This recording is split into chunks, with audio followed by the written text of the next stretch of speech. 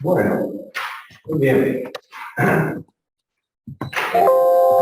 al final de esta primera etapa de la dedicación de Ezequiel,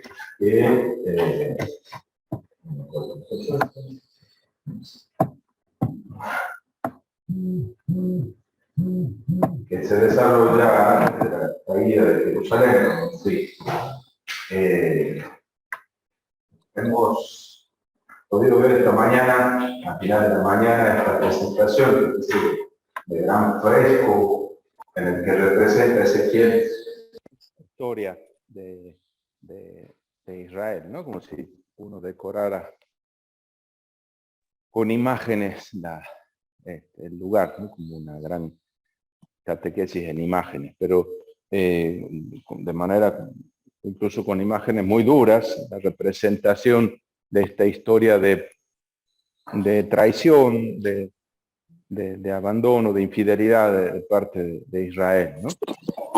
Da la impresión para Ezequiel, a pesar de que, fíjense, aparecen muchos rasgos parecidos a los de Oseas, ¿no es cierto? La imagen de Israel, Jerusalén, fundamentalmente como mujer, como la esposa, estas imágenes que iniciaron con Oseas, siguieron con Jeremías, después con el Deutero Isaías, después aquí con Ezequiel, tienen mucha herencia esa representación de la relación de alianza con Dios bajo la figura de una relación conyugal, ¿no? Pero digo, a pesar de que por ejemplo, en Oseas 2:16 se habla de una época de noviazgo, una época feliz, para dar la impresión que la impresión de que para Ezequiel no hubo una edad de oro, jamás. Siempre fue una disco la muchacha, ¿no es cierto? Siempre fue flojita para la fidelidad, la mujer, digamos, la Jerusalén o o Israel en general, ¿no? Entonces este capítulo 16 tiene esas características.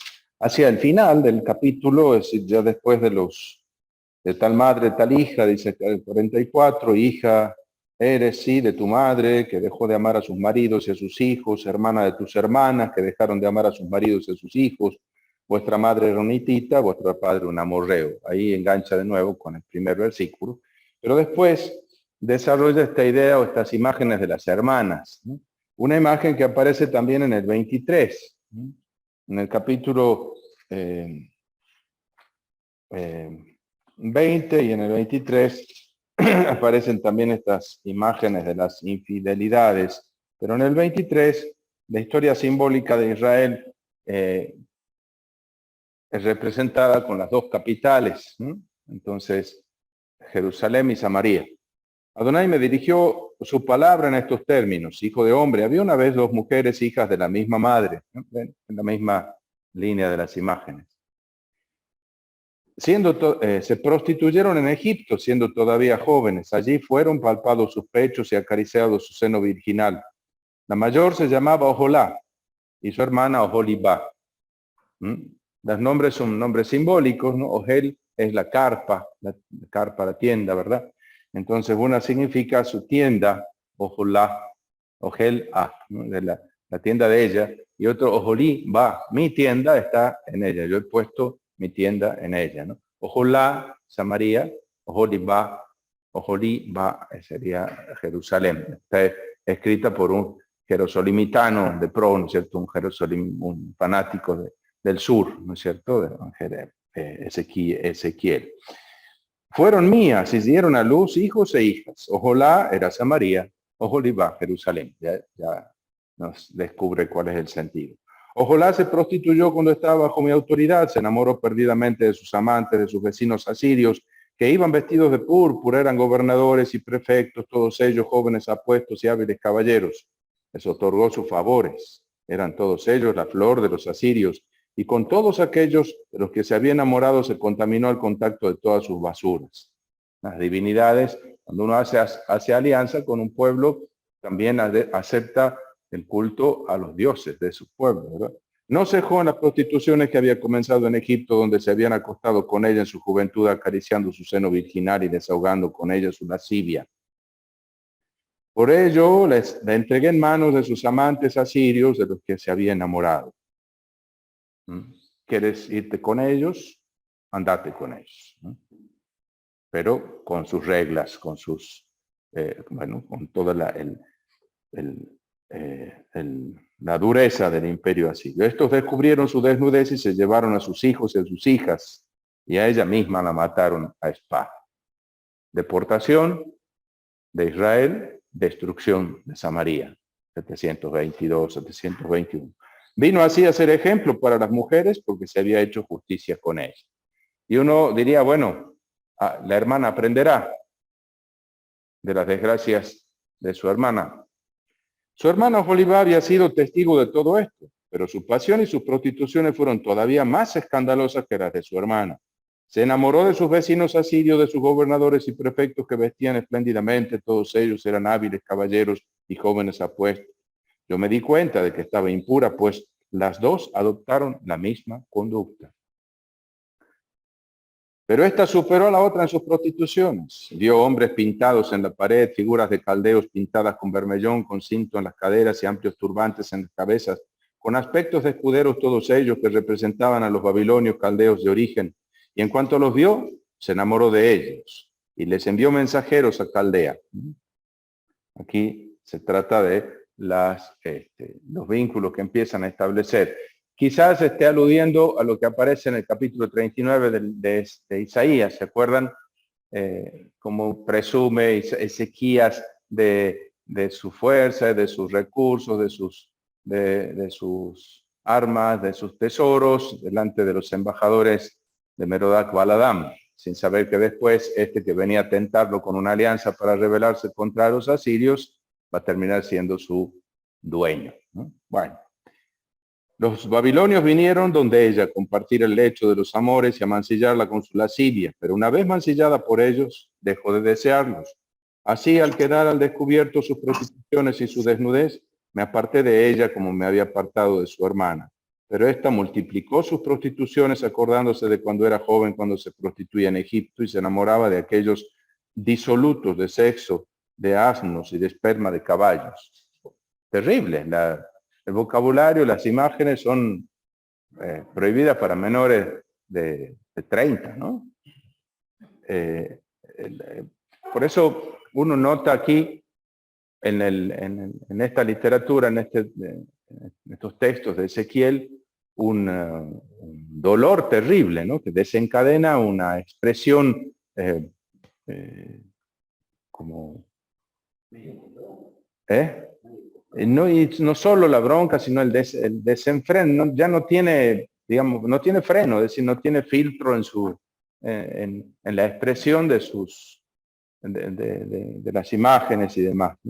Has renovado así la inmoralidad de tu juventud, buscando en Egipto, cuando en Egipto acariciaban tu busto, palpando tus pechos juveniles.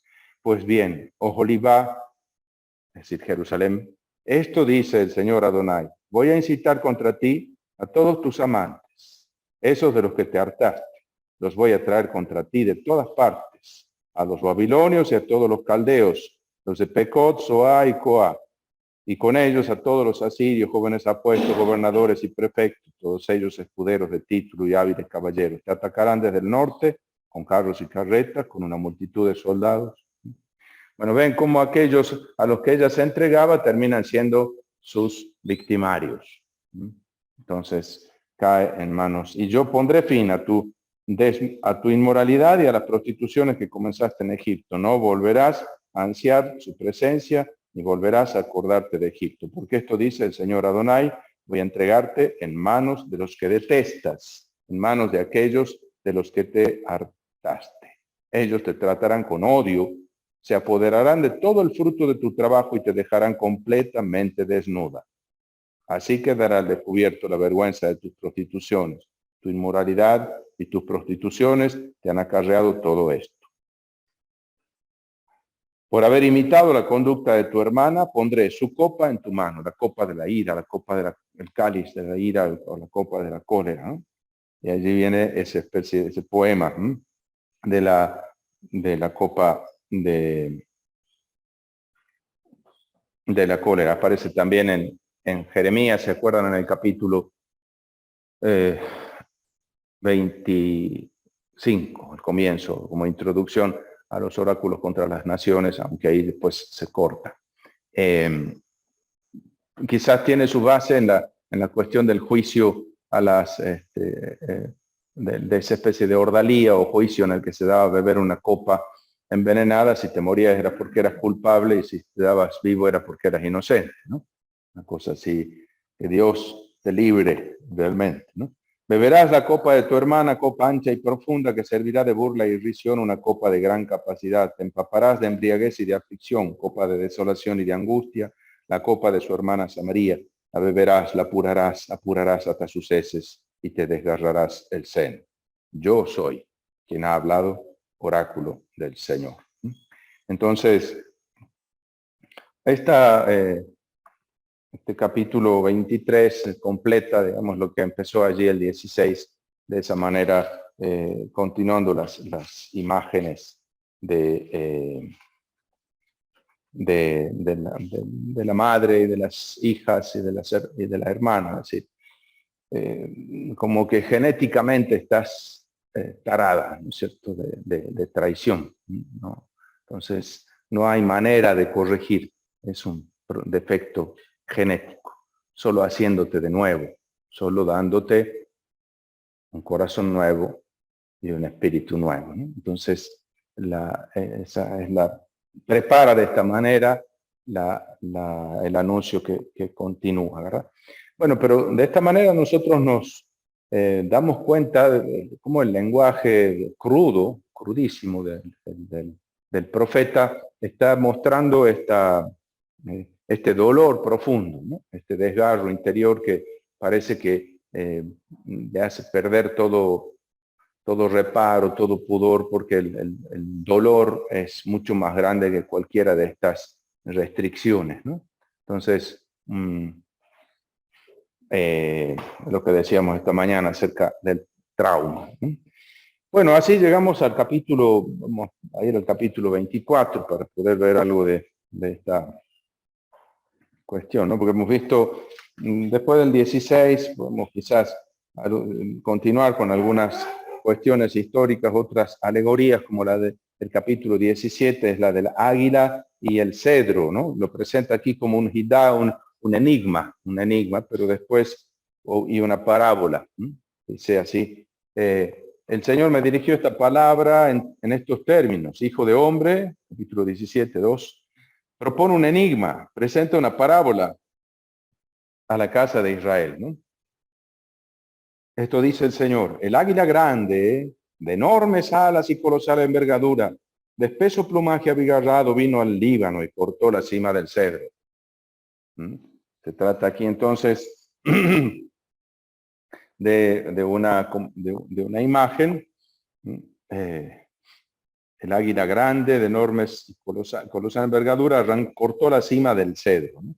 Aquí habría que, como presenta todo el aspecto de una alegoría, cada uno de estas imágenes tiene un significado, ¿no es cierto? Aquí se trataría de Nabucodonosor, que en el 597 arranca del cedro la punta, es decir, el rey, y lo lleva a Caldea, y dice: arrancó la punta más alta de sus ramas, la llevó a un país de mercaderes y la colocó en una ciudad de comerciantes. Luego tomó la semilla de la tierra y la puso en un campo de siembra junto a una corriente de agua abundante.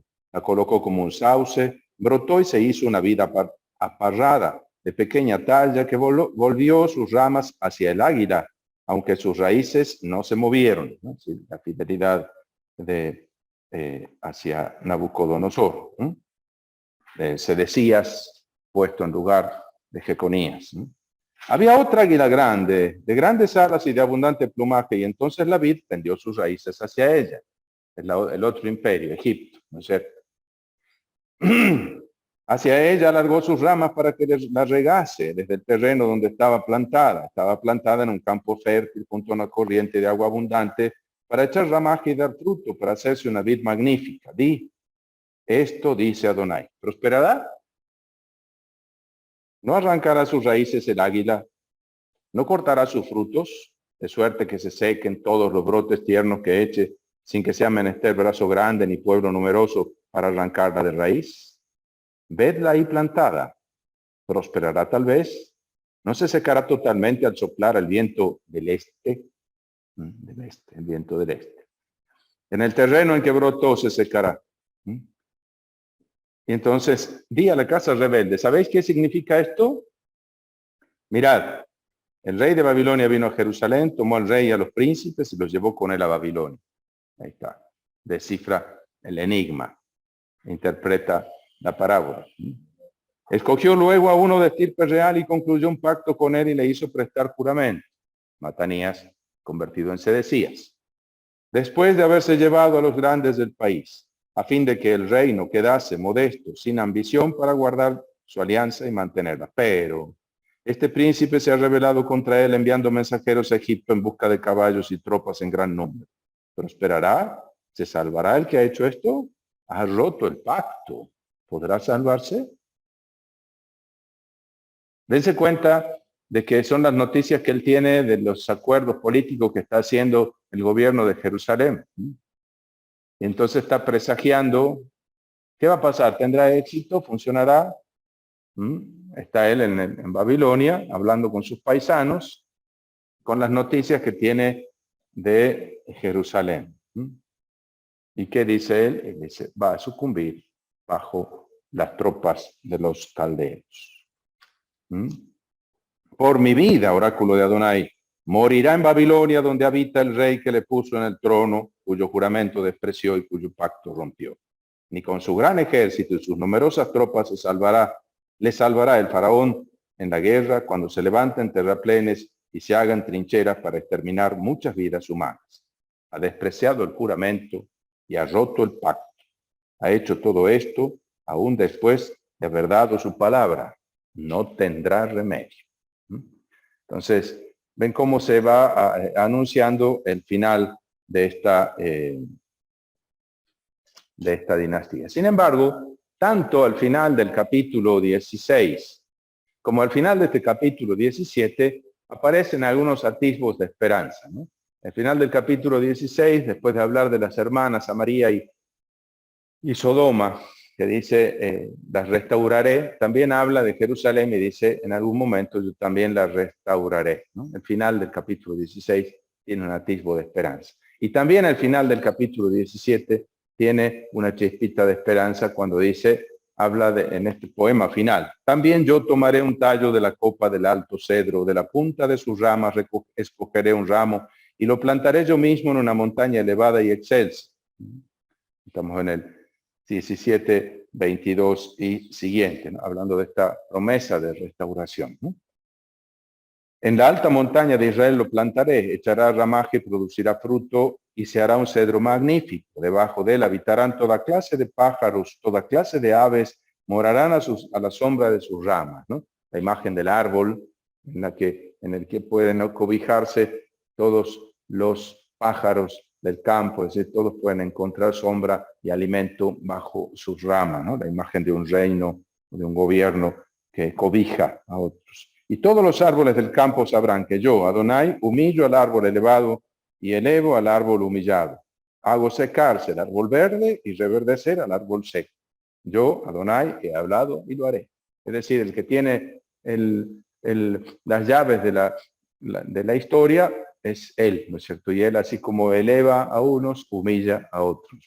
Interesante este capítulo 17 parece ser la inspiración de la imagen y del oráculo del capítulo 4 de Daniel.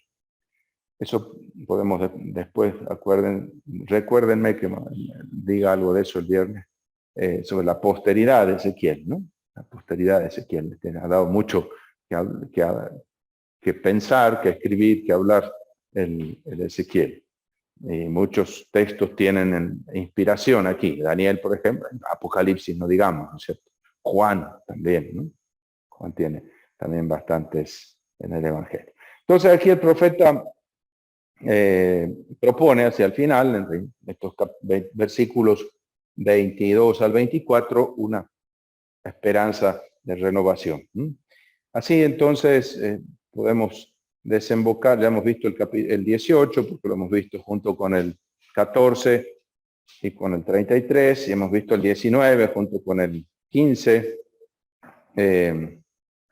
Quizás el 20 habría que decir como aquí se habla ya también de la historia de las infidelidades de Israel, pero ya sin imágenes. Aquí se habla de la historia de Israel, se resume esta historia de traición. A los responsables de la comunidad que vienen a consultarlo en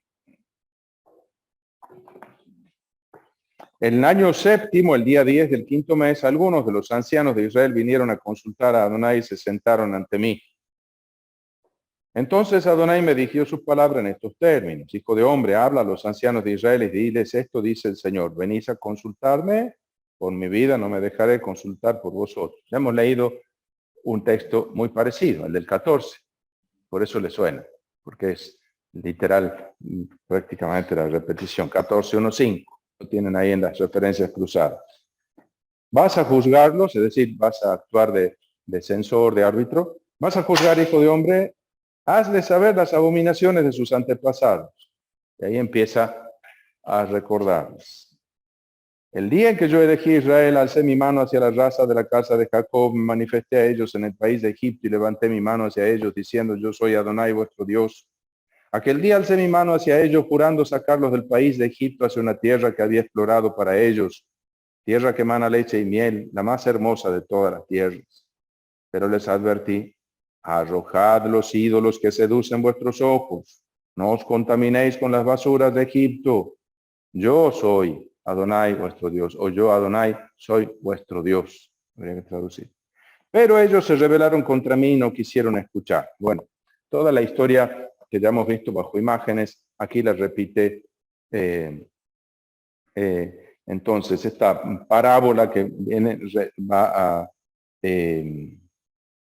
revelar una historia de idolatría. Y de nuevo, queda claro que no hubo una edad de oro en las relaciones de Israel con su Dios. La culpabilidad de Israel. Aquí queda como se deja constancia de la culpabilidad de Israel para que cuando sobrevenga la destrucción y el castigo aparezca efectivamente esa como la causa del castigo. Es decir, el Señor se lava las manos, tiene las manos limpias frente a eso, no es inocente de la sangre de ese justo, es decir, de este que no es, esta que no es justa, ¿no es cierto? Deslindar responsabilidades, ¿no? Pilato carga las responsabilidades en el pueblo que pide la muerte. Aquí en este caso, esta declaración de culpabilidad tan insistente viene a decir, yo no soy culpable de esta, de la suerte que va a correr Jerusalén. Es ella la responsable, ¿no? Vamos entonces al capítulo 24, para que nos dé el tiempo. Aquí en este capítulo hay como dos acciones simbólicas, entre comillas, lo de acciones simbólicas, porque en realidad la segunda supera una acción, es una vivencia simbólica, una experiencia simbólica como la de Oseas, así la de Ezequiel, ¿no? En primer lugar es la olla. Aquí como que completa o interpreta ya la imagen que nos había dado en el capítulo 11, ¿se acuerdan? Ven cómo el libro va y viene, conecta imágenes. No sabemos muy bien cuál habría sido el orden original, si estaban juntas estos fragmentos o no. Pero aquí encontramos el año 9, el día 10 del 10º mes, Adonai me dirigió su palabra en estos términos. Ajá, pero ¿y qué tiene que ver la fecha? Bueno, según los paralelos en el segundo libro de los Reyes, es exactamente, y en Jeremías, la fecha en que comenzó el asedio de Jerusalén. el año 588, ¿no es cierto? Es el año, diciembre del 89, enero del 88. Ahí empieza el asedio. Y la ciudad cae después en julio del año siguiente, ¿no? Entonces, hijo de hombre, escribe la fecha de hoy, de este mismo día. Hay que escribirla para que después cuando vengan a contar lo que ha pasado, digan, ah, mira, qué casualidad, es la fecha en la que Ezequiel había dicho tal. Es decir, es la revelación que él tuvo ese día con esa claridad, ¿no es cierto? Escribe la fecha de hoy, de este mismo día, porque el rey de Babilonia se ha lanzado sobre Jerusalén precisamente en este día. Compone una parábola sobre esta casa rebelde. Entonces, otra vez un mashal o un hidá, es decir, una parábola, una comparación, es decir, es una imagen a través de la cual se quiere dar a entender un mensaje, ¿no? Empieza, parte aquí de lo que podía ser un canto de un día de fiesta, digamos, de campo, ¿no? Arrima la olla al fuego, arrímala, ver llenándola de agua, echa en ella trozos de carne, trozos, todos los trozos buenos, tajadas de pierna y espalda, llénala de huesos selectos, toma los mejores corderos, apila en torno la leña debajo y hazla hervir a borbotones, de modo que se cuezan los huesos. Entonces podría ser un cantito que se cantaba los días de fiesta de campo, algún festejo allí, alguna fiesta de Israel, ¿no es cierto? Trozos de carne dentro de la olla, trozos buenos, tajadas de pierna y espalda, es decir, todos están allí en la olla, incluso las partes más nobles, los personajes más nobles, ¿no? Acuérdense que esto era la imagen con la que ellos se creían, en el capítulo 11, los que quedaban en Jerusalén y en Judá, se creían seguros como carne dentro de la olla, no me puede pasar nada, estoy protegido. Pero aquí va a dar la vuelta a la imagen, ¿no es cierto? Dice, ¡ay de la ciudad sanguinaria! Y aquí al tema de la olla, es decir, se creen protegidos en la olla, pero en la olla van a ser cocinados. Al revés de lo que ellos piensan. Pero a esto le añade algo a la imagen. ¡Ay de la ciudad sanguinaria! Hay dos ayes, ¿no? Toda ella roñosa, que no se desprende su herrumbre. Está herrumbrada la olla. La herrumbre es rojiza, roja como la sangre. Sangre. Vacíala trozo a trozo, pues no es posible el perdón. Sigue manchada de sangre, esparcida sobre la roca desnuda, porque no la ha derramado en tierra, recubriéndola de polvo. Es decir, sangre destapada, es decir, no sepultada, no cubierta de tierra. Sangre que clama al cielo, ¿no? Toda sangre que se derrama, esto en la mentalidad del Antiguo Oriente, hasta hoy pide venganza, pide castigo para el culpable, para el que ha derramado la sangre, ¿no? Entonces aquí esta olla está roñosa, llena de sangre, ni el fuego, ¿no? la va a curar, ¿no? Dice, así dice el Señor, ay de la ciudad sanguinaria, otra vez. También yo voy a hacer un gran montón de leña. Sí, como dice el cantito. Apila bien la leña, enciende el fuego, cuece la carne a punto, prepara las especias, que los huesos se abrasen. Mantén la olla vacía en las brasas para que se caliente, se ponga rojo el bronce, se funda dentro de ella su suciedad y su herrumbre se consuma. Pero ni el fuego desprende la herrumbre de la que está roñosa. Si no hay manera de curarla, de limpiarla. No cabe más que su destrucción. He querido purificarte de la impureza de tu inmoralidad, pero no te has dejado. En consecuencia, no serás purificada hasta que haya desahogado mi furor contra ti. Yo, Adonai, he hablado y cumplo la palabra. No me retraeré, no tendré piedad ni me compadeceré. Te juzgarán conforme a tu conducta y a tus obras. Punto. Final. Realmente el tono es terrible, el de Ezequiel. No lo hemos escuchado así ni en Isaías ni en Jeremías, ¿verdad? Y ahora bien, dice aquí En la segunda parte, aquí está la primera imagen, ¿verdad? La herrumbre, la perspectiva de la purificación de la suciedad. Ahora viene la segunda imagen de este capítulo, que no es propiamente tampoco una acción simbólica como tal, sino realmente lo que le sucede a Ezequiel. Podemos leer, porque no sea yo el que lea siempre. La palabra de Yahvé fue dirigida y aceptada. Hijo de hombre, mira, voy a quitarte de golpe el encanto de tus ojos, pero tú no te lamentarás, no llorarás, no te saldrá una lágrima. Suspira en silencio, no hagas duelo de muertos. Ciñe el turbante a tu cabeza, ponte tus sandalias en los pies, no te cubras la barba, no comas pan ordinario. Yo hablé al pueblo por la mañana y por la tarde murió mi mujer. Ahí está. El presagio entonces de lo que le va a pasar y el adelanto de cómo va a vivir eso.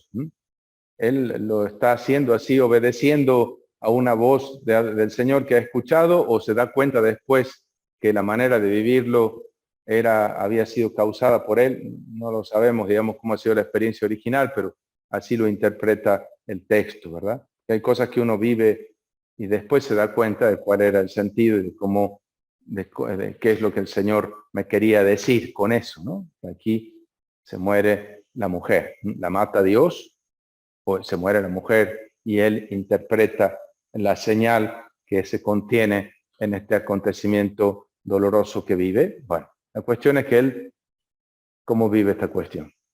Y al día siguiente, por la mañana, hice como se me había ordenado. El pueblo me dijo, ¿no nos explicarás qué significado tiene para nosotros lo que estás haciendo? Yo les dije, la palabra de Yahvé me ha sido dirigida en estos términos. Di a la casa de Israel, así dice el Señor Yahvé. He aquí que yo voy a profanar mi santuario, orgullo de vuestra fuerza, encanto de vuestros ojos. Eso, así como la mujer era el encanto de sus ojos, así el santuario, el orgullo, el encanto de los ojos de los judíos. Sí. Pasión de vuestras almas. Vuestros hijos y vuestras hijas que habéis abandonado caerán a espada. Y vosotros haréis como yo he hecho. No os cubriréis la barba, no comeréis pan ordinario, seguiréis llevando vuestros adornos en la cabeza y vuestras sandalias en los pies. No os lamentaréis ni lloraréis. Os consumiréis a causa de vuestras culpas y gemiréis los unos con los otros. Ezequiel será para vosotros un símbolo. Haréis todo lo que él ha hecho. Y cuando esto suceda, sabréis que yo soy el Señor Salud. Y tú, hijo de hombre, el día en que yo les quite su apoyo, su alegre ornato, el encanto de sus ojos, el anhelo de su alma, sus hijos, sus hijas, ese día llegará donde ti el fugitivo que traerá la noticia. Aquel día se abrirá tu boca para hablar al fugitivo. Hablarás y ya no seguirás mudo. Serás un símbolo para ellos y sabrán que yo soy Yahvé. Bueno, fíjense aquí, habría que relacionar este texto, porque aquí hay como una costura, ¿no? Inmediatamente después nos siguen los oráculos de esperanza. Inmediatamente después está insertado este bloque de oráculos contra las naciones, capítulos 25 al 33, que nos corta ahí la respiración y nos deja a la espera de lo que viene en el 33. Ahí hay que seguir después desde este capítulo hasta el capítulo 33. Entonces uno podría reconstruir digamos, lo que podría haber sido el orden más comprensible. Capítulo 24, versículo 25, dice: respecto a ti, hijo de hombre, el día en que les despoje de su apoyo, de su alegre ornato, del encanto de sus ojos, de aquello por lo que suspiran apasionadamente sus hijos y sus hijas, y ahí habría que ir al capítulo 3 de nuevo, ¿no es cierto? 3, 25 y 26a.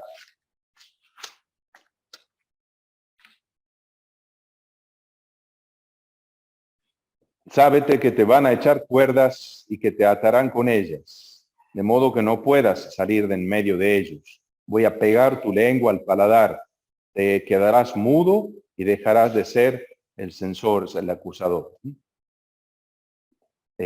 Hasta ahí, ¿no es cierto? Es el anuncio que está aquí anticipado. Estos versículos están anticipados en el relato de la vocación, como completando las etapas del ministerio de Ezequiel. De ahí habría que volver y al 24. Ese día llegará donde ti un fugitivo que traerá la noticia. ¿Qué noticia? Aquel día se abrirá tu boca, podrás hablar con el fugitivo y ya no seguirás mudo. Serás un símbolo para ellos y sabrán que yo soy Adonai. Y aquí habría que ir al capítulo 33, saltándonos 33, 21 y siguiente.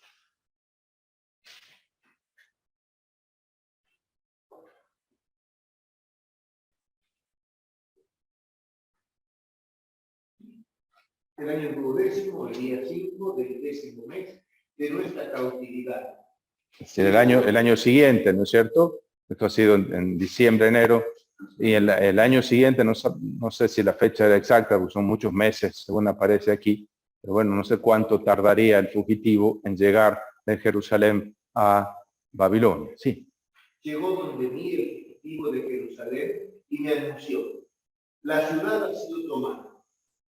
La mano de Yahvé había venido sobre mí la tarde antes de llegar el fugitivo y me había abierto la boca para cuando éste llegó donde mí por la mañana. Mi boca se abrió y no estuve más mudo. Eso. Entonces, había sido privado de la mano, por la mano del Señor, del uso de la palabra, como dice, ahora la recupera. Uno podría pensar que todos estos versículos están relacionados, ¿no es cierto? Y se anticipa, ya claro, en la redacción final, el redactor final anticipa los datos que ya él sabe que vienen después, pero aquí nos queda medio incompleta la noticia en la redacción actual. Entonces, se muere su mujer. El impacto es tan grande que él se queda pasmado, ¿no es cierto? Mudo y como paralítico. Y probablemente esas son las razones de lo que después se dice en el 4:4:8, ¿no? Que tendrás que estar echado sobre tu costado izquierdo durante 390 días, y después sobre el costado derecho. Es decir, probablemente se trate de una enfermedad, una parálisis que le afecta y en la que él descubre un sentido revelador, algo que Dios le está queriendo decir a través de lo que vive, hasta que efectivamente recupera el habla y recupera la salud y puede anunciar a los demás de nuevo, ¿no es cierto? Como una nueva etapa de su ministerio, que es la que nosotros vamos a descubrir en los capítulos siguientes, ¿no es cierto? Entonces, se trata aquí, por eso digo, no tanto de una acción simbólica que él realice, sino de un comportamiento, la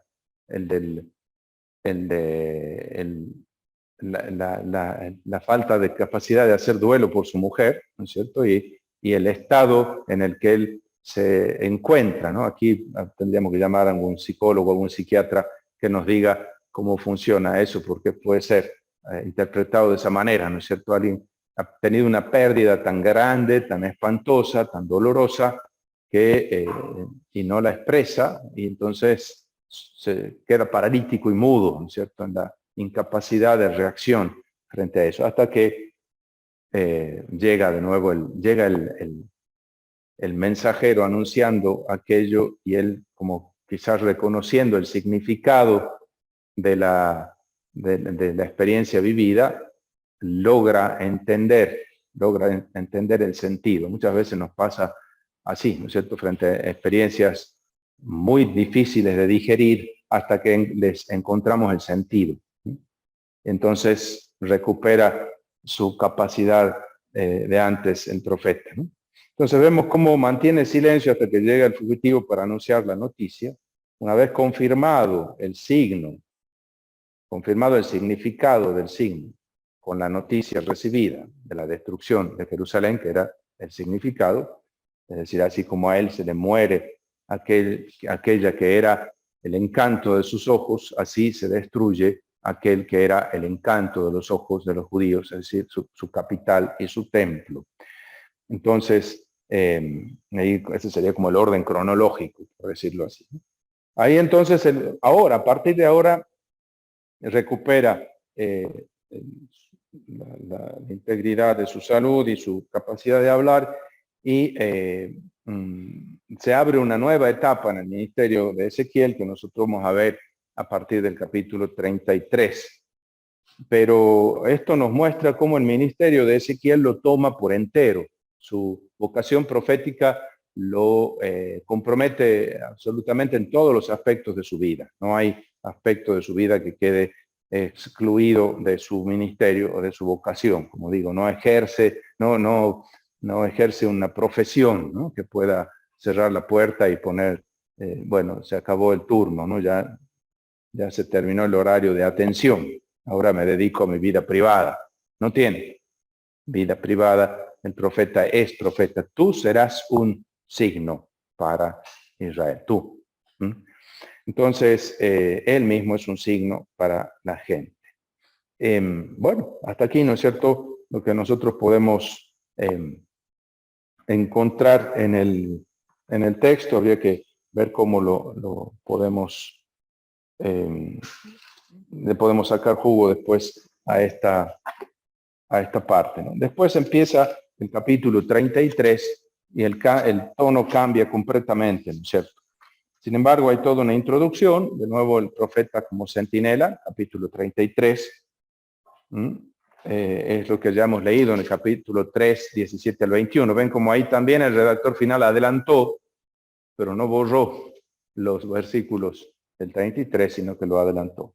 Y después es curioso porque ya esperaríamos todos oráculos de tono positivo, y sin embargo aparecen algunas advertencias. Sí, va a haber salvación, va a haber futuro, pero lo mismo que en la fase anterior, los destinatarios no aceptaban fácilmente la palabra del profeta.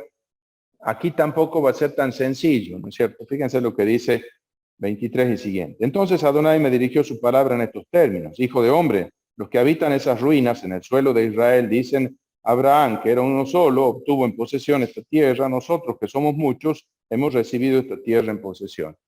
Remitiéndose a la historia de sus orígenes, si Abraham se sienten ellos herederos con derecho a la tierra. Entonces, aunque seamos poquitos, vamos a volver. Aquí hay un juego que yo no sé en qué medida, bueno, habría que, una conexión con Isaías 51, en el que Isaías 51 usa positivamente la imagen de Abraham y de Sara, que aunque era poco, el Señor los multiplicó.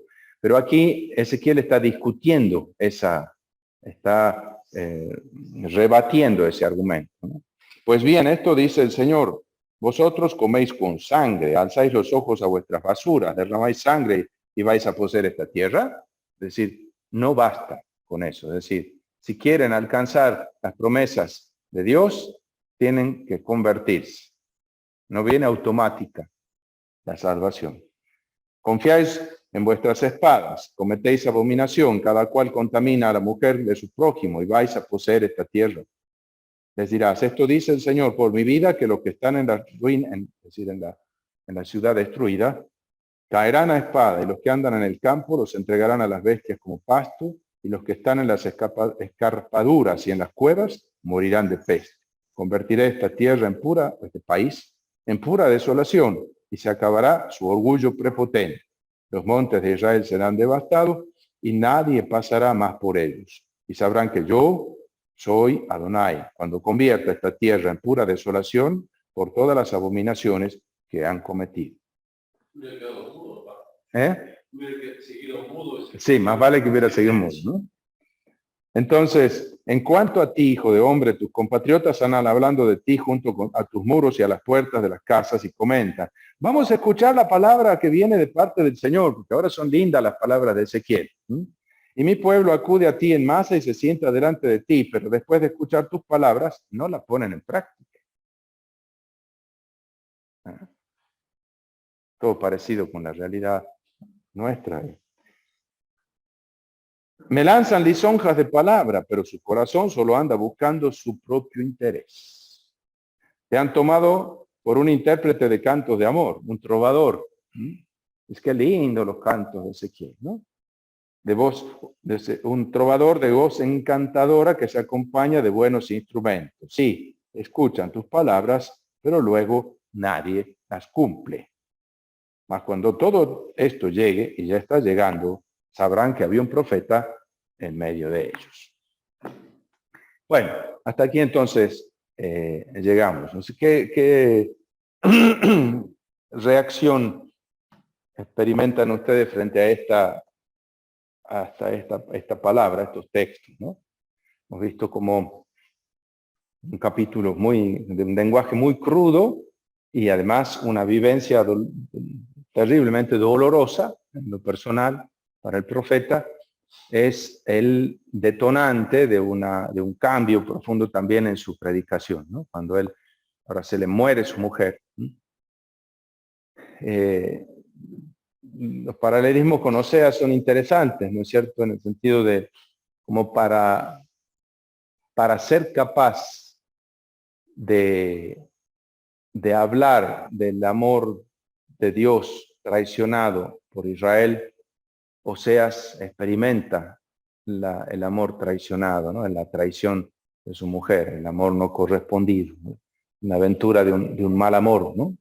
Se enamora de la mujer equivocada, digamos así, ¿no? Y toda esa aventura personal es la que lo capacita a Oseas para decir lo que Dios siente, ¿no es cierto?, para hacerse intérprete del corazón de Dios frente a Israel. Podríamos decir algo similar de Ezequiel, ¿no? La destrucción del templo y de la ciudad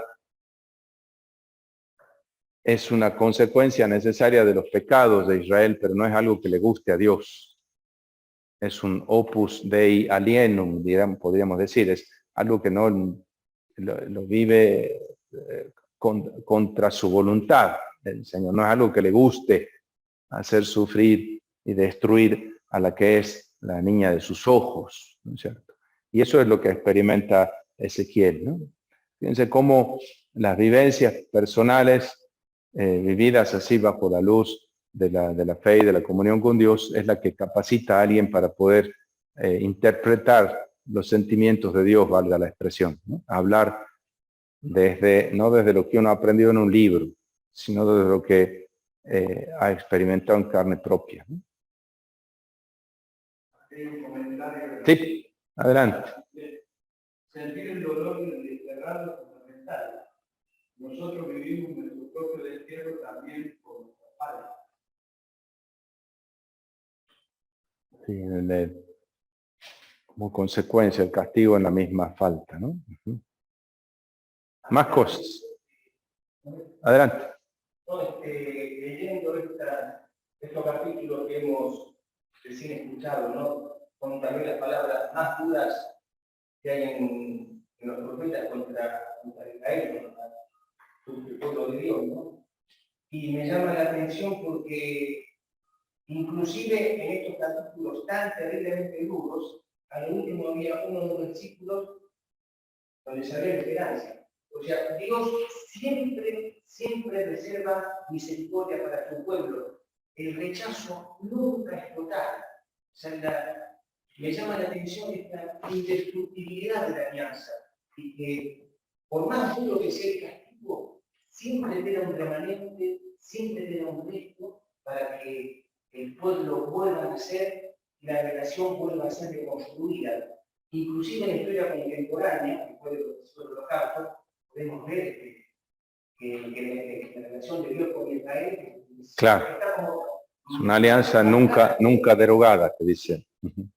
Sí, lo que pasa es que también nosotros concebimos a la manera humana la cólera y la compasión como dos cosas distintas, ¿no? en Dios, ¿no? Pero fíjense cómo Aún en esos oráculos de condena hay un atisbo de misericordia y al revés. Empieza ahora toda la etapa del anuncio de la salvación, pero también está la advertencia, este texto tan duro que decía Javier, ¿no es cierto? Aparece en esta sección supuestamente positiva, ¿no? Porque en realidad no son dos etapas sucesivas, ¿no? Porque en Dios no podemos nosotros separar una cosa de la otra, ¿no? No es que un rato está enojado y otro rato está contento, ¿no es cierto? No es bipolar el Señor, ¿no es cierto? Es decir, no cambia de ánimo según se le ocurre, ¿no es cierto? Está ahí medio histérico y este otro rato está... No. Es decir, son dos como dimensiones de la misma, de Dios, como el fuego que alumbra y que cobija y que es el mismo fuego que devora, ¿no? Es decir, es difícil encontrarle, porque claro, nosotros lo juzgamos a la manera nuestra, ¿no? Por eso llega como puntos así máximos de esta percepción, de esta intuición de los profetas, como este texto de Isaías que recordábamos hoy, ¿no es cierto? El que hace la luz y las tinieblas, la dicha y la desgracia, ¿sí? Esta coincidencia oppositorum que para nosotros es, digamos, ilógica, digamos, pero en Dios supera esa distinción nuestra, ¿no? Ahí, interesante porque en las experiencias místicas están estas dos cosas, ¿no? También. El dolor y gozo como que coinciden, ¿no es cierto? Teresa de Jesús o Juan de la Cruz, ¿no es cierto? ¿Dónde te escondiste, amado, y me dejaste con gemido como siervo huiste habiéndome herido? Pero saliste a ti clamando y eres, pues si te ha herido, ¿por qué salir a buscarlo, ¿no es cierto? ¿Cómo? Si te va a herir de nuevo, sí, pero es herida de amor, ¿no? Llama de amor vivo que no quema, digamos. Entonces, esto mismo aparece, hay dos textos que a mí me llaman mucho la atención, que supongo yo que son de la misma tradición. Éxodo 3, por un lado, y primer libro de los Reyes 19, por otro lado, ¿no? El encuentro de Moisés con Dios en la zarza, dice una zarza que ardía sin consumirse, ¿no? Como conjugar esos dos aspectos, ¿no? Y el encuentro de Elías con Dios también en el Sinaí, ¿no es cierto? Y dice todos los fenómenos estos que pasan uno y Dios no estaba en eso y Dios no estaba en lo otro y de pronto oí y dice una suave brisa, dice ahí en la traducción, ¿no? Pero dice oí dice la voz el sonido de la voz de un suave silencio, el sonido de un silencio, a ver cómo es en hebreo, pero es eso. Entonces se trata de una voz silenciosa, un silencio, ¿cómo es eso? ¿Cierto? ¿O suena o no suena?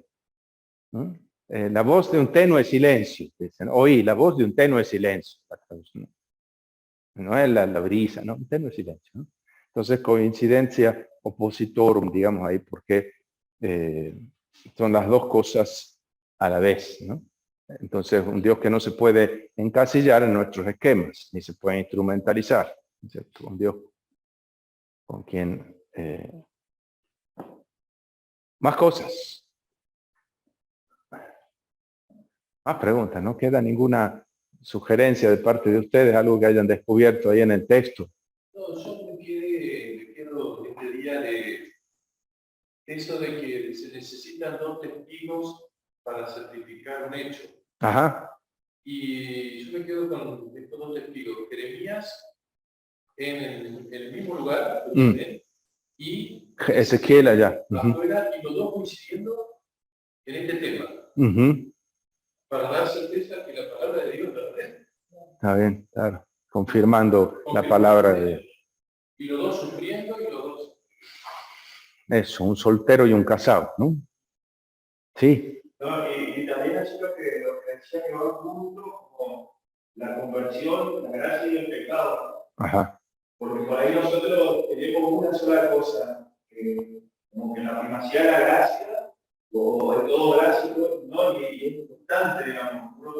Ese proceso. Gracia y conversión, las dos cosas, ¿no? Sí, totalmente gratuito, pero también es necesaria la acogida de la gracia, ¿no? Si no, se queda lo que dice 33, ¿no? Bueno. Una ayuda a la neurociencia. Ajá. Las cosas que viste en las clases anteriores.